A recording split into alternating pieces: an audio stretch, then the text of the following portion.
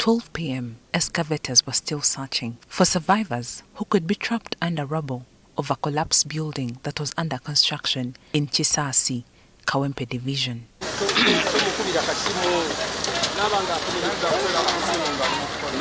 Dozens of residents stood near the site anxiously waiting for friends who are suspected to be under the rubble. Police would once in a while push them away from the site.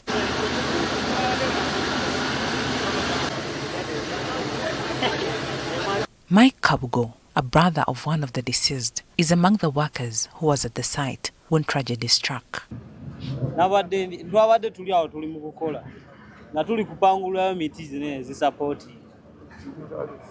Ngenda uwuliranga kola muziika nenziruka nendekana nenziruka nga ndi kumpi fulumamu ne bimbikira awo era abantu gye banzije. They were working at night.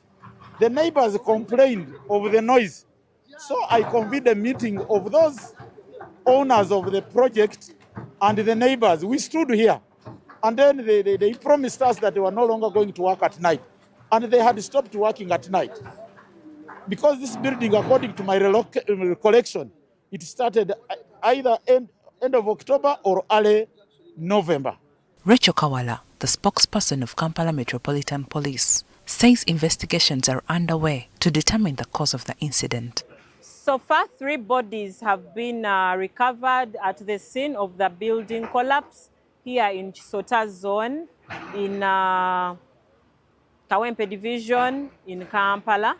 The deceased persons have been identified as Chivumbi Jonathan. There is also one that has been identified as Rasta James. And then there is one that is pending identification. However, the colleagues have identified him only as James.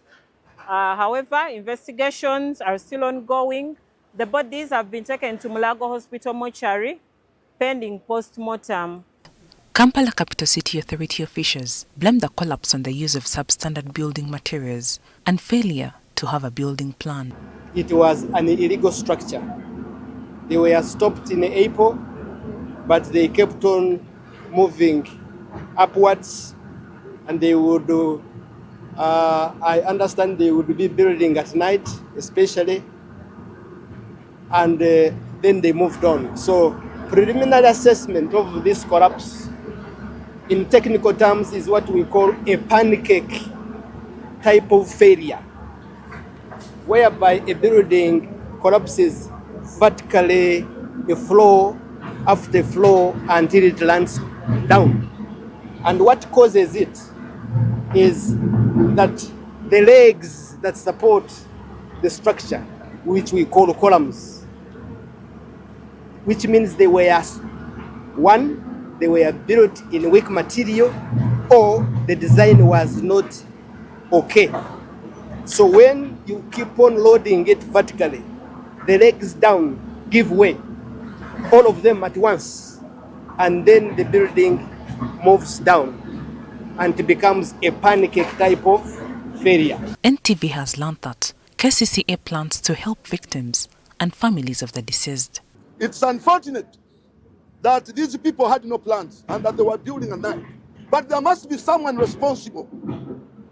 And we should make sure that we carry out investigations, thorough investigations, to try those that are responsible. I think once supervision is devolved to the divisions, we'll be in a position to monitor and act and do our duty of oversight properly. So this is about, because when do I know that this building is approved or not? Not until the people who are supposed to monitor and supervise those buildings and to inspect those buildings report to the mayor. We send our sincere sympathies to the families who have lost their 2 loved ones. As KCCA, we will trace the families and also condole with them and give some meager assistance for the burial. Those who are in hospital, we are going to follow them up and also follow up with their families. Cases of collapsed buildings are not rare in Uganda. On 11th May, a building collapsed in Kachumbala Cell, Namakwekwe Ward, in Kampala City, killing one person and injuring others. National Building Review Board data indicates that Uganda registered at least 41 structure failures between 2019 and 2025, resulting in more than 90 fatalities. Maria Jacinta Kanyange, NTV.